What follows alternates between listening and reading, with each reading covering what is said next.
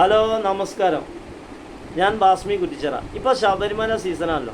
നമ്മളെല്ലാവരും നമ്മളെ കണ്ണുമ്പിൽ കൂടെ ഒരുപാട് സ്വാമിമാർ കാൽനട ശബരിമലയിൽ കയറാൻ പോകുന്നുണ്ടാവും.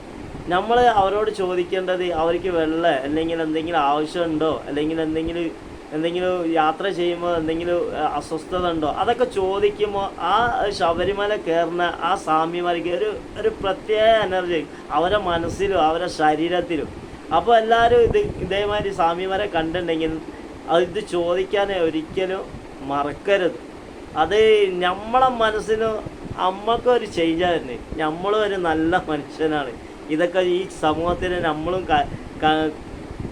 കാഴ്ചപ്പാടിൽ കാണാനും നല്ല മനസ്സുള്ള ആൾക്കാരാണ്. അതേമാതിരി ഒരുപാട് നാട്ടിൽ ഓട്ടോറിക്ഷ ഡ്രൈവർമാരുണ്ട്.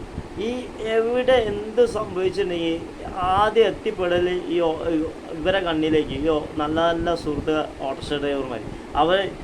നമ്മൾ പബ്ലിക് കാണാനെക്കാട്ടി മുന്നേ ഈ ഓട്ടോ ഡ്രൈവർമാർ ഈ സ്വാമിമാരെ കാൽനട യാത്രക്കാർ സ്വാമിമാരെ കാണും. അവരോട് ചോദിക്കേണ്ടത് വെള്ളം അല്ലെങ്കിൽ എന്തെങ്കിലും അസ്വസ്ഥത ഉണ്ടോ, യാത്രക്ക് എന്താണ്, സുഖമാണോ, ഇതൊക്കെ തന്നെ ഉള്ള മനുഷ്യനിക്ക് വേണ്ടിയത്.